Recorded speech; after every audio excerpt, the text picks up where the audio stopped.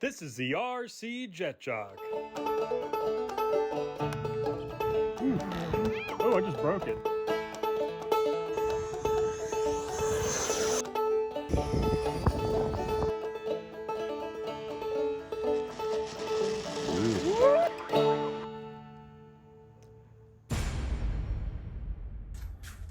What's going on, guys? Jet Jock here. As you can see, we got another project on the table. Today we're going to be working on the LX. I think it's the LX.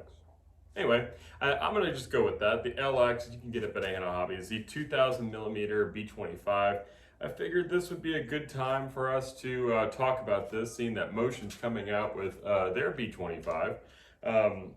This one's much larger. No, we like large airplanes here.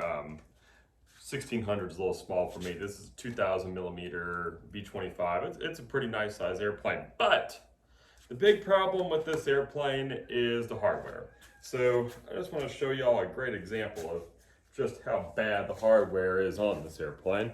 As you can see right here, that's the flap push rod. I mean, look at that. Bunch of play. It's just, I mean, very sloppy, very sloppy. I mean, even with this, I mean, look at those ailerons. So I don't trust that. So going on the forums online, people were telling us what to get, and, or not telling us, but you know, sharing what they've used. And I'm gonna go with, seems like the most popular thing. And we're gonna use these 4-40 push rods with all of the nicer hardware to upgrade this model, just so we don't run into any issues with these flimsy push rods, especially on such a large airplane. We are going to keep the motors stock, so this is going to be the 4S setup. Probably going to upgrade it in the future if we like how the airplane flies. So, that being said, we're going to start replacing these guys. So, first things first, you get them out of the package. Now, probably a lot of you guys are wondering, well, the MB339 is still sitting back there incomplete. What are you doing? And, you know, I just kind of roll with whatever I feel like working on that day. I had one of my friends ask me how I manage all my different products or projects, and I don't. It's just random, whatever I feel like working on that morning. Probably why I don't get a whole heck of a lot done. But gotta keep it fun. I like spontaneity, so we maiden the well, I don't know if that'll be on this episode or not, so we'll stand by on that. But how's y'all's week been? Did y'all fly anything good this past weekend? And while we're on the B-25, how many of you guys have ordered the new Motion B-25? I'd love to hear that as well. And that's a good time to talk about our Facebook page. If y'all haven't been over there, go check it out, the RC Jet Jog on Facebook. That's a good way to communicate with us. You can message us through there, and also share your projects with us. Write us a messenger on our Facebook there, and we would love to even post some of y'all's projects. We try to make a community out of this, so we would love to share projects, videos, all that good stuff. We also have our sister group, which is the Scale RC Planes and Jets. So that's also us. So once again, post up. We love to talk with you guys. We love seeing what y'all are up to. So yeah. But still, it's been kind of quiet out there in the RC world. You had a whole bunch of battles for different airplanes these manufacturers were coming out with, and all of a sudden it's just dried up. So I don't know what that's all about. Maybe it's shipping, maybe it's something else, but I guess we're all waiting with bated breath to see what they come up with next. All right, so I decided to go with these Easy Links. I'll show y'all up here. And then these are the clevises that we're going with, so probably gonna require some tapping, possibly, in these control horns, but that's okay. Like I said, we just want this thing to be beefy. It's a nice looking airplane. Yeah, you can kind of see it up there. The other day I was in here and it was like a ghost was here. All of a sudden all the pieces started falling off the wall of the B-25, and it was like a sign too. Maybe I should start working on it. But we also Unfortunately, the horizontal stab also fell on the floor this morning and broke a rudder off, so I have that over there drying right now on the glue rack. So let's see here.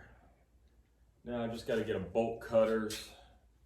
My girls love the bolt cutters. They keep moving it on me. It's like their favorite tool or something. That's like one of the few ones that I would keep on my wall over there, and I'm looking and they're not there. So, all right, I'm gonna start cutting this to shape and start putting this stuff on here for sure. All right, that's enough dilly-dallying. Let's get to work. When sizing the new push rods, we just use the old push rods as a template. Not only for size, but for the shape as well. If you notice that the flat panels had some bends, and it translated perfectly to the new thicker push rods. One alarming thing about this model I want all you guys to be aware of are the weak clevises. Not only are they weak at the control horn, but they also slide off of the threaded end of the push rod and slide up and down the push rod. That would spell disaster if that happened in flight. Just to show you a size comparison between the new push rods and the old push rods, a lot of play, no play. So I think this is going to do us wonders for this airplane because like I said, once again, it's such an awesome airplane. It's huge. So I don't want it going anywhere. So anyway, I'm going to get back to work on here. I'm going to pause the time lapse. I mean, y'all seen enough of me putting these things on, but if you do have any questions out there about putting them on or sizing them or anything, feel free to leave it in the comments for sure. We would love to talk to y'all. All right, guys, now as you can see, we have finished our outer wing panels. We've got the flat push rods and the ailerons push rod. You see, there is absolutely no slop on those whatsoever. So, I mean, now we can retract it and look at that, or extend it and look at that. I mean, that is so much better.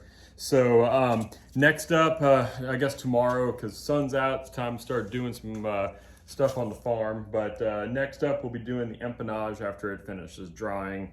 And then we'll bring down the center section of the fuselage, get those last ones on either side, the inner flat panels, I should say, on either side of the fuselage taken care of.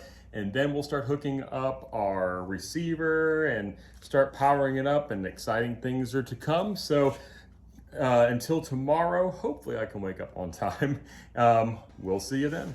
All right, guys, I'm sorry I didn't film it, but we went ahead and finished out the airplane. We had some really aggravating moments here towards the end. Like when we got the servos for the tail all plugged in, one of the servos had a really bad twitch, so I didn't want to use that.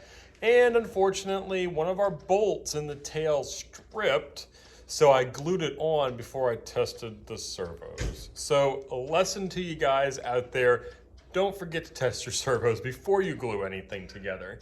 Now, the other aggravating part was after I replaced the servo, I found out real quick that it was actually a reversed servo in the tail. So, double whammy.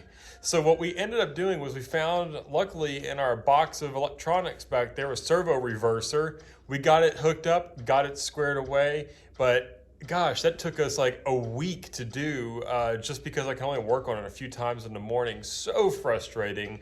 The landing gear doors were a pain, but we got them set up. The only thing that we ended up not being able to use was the brake system because we just ran out of channels. We didn't have enough servo reversers either because the elevators are also different. So we had the elevators on their own channels. So, yep, we got it all squared away though. So let's take you through the airplane real quick and I'll show you all the systems at work. And then we're gonna take it out front for a taxi test. All right, guys, so we're gonna just start off with the basics first here. There's our elevator, ailerons, they're working, and our rudders. As you can see, that was the biggest pain, and they're in conjunction with the nose gear. Let's come down here, let's see what we got. So let's pop that bomb bay doors. You see them coming open. That was another fun thing to calibrate there. Now let's get the landing gear.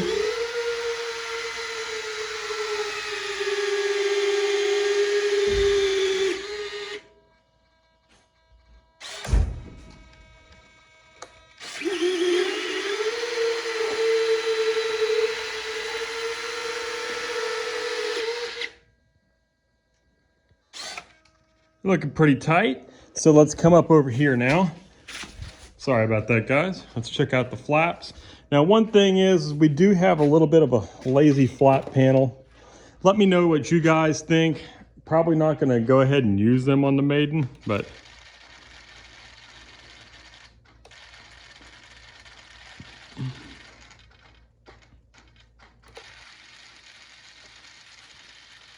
and there we have it.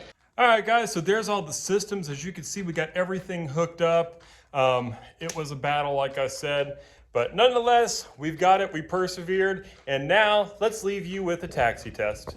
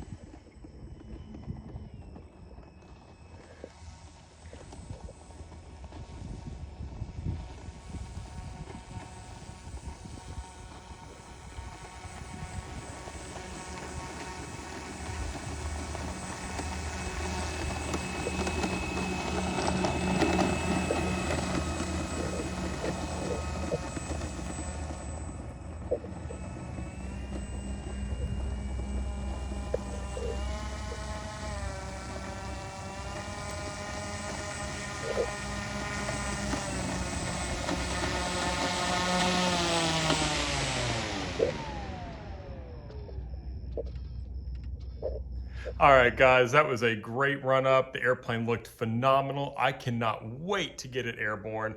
But in the meantime, guys, we will be sending y'all the maiden video actually tomorrow.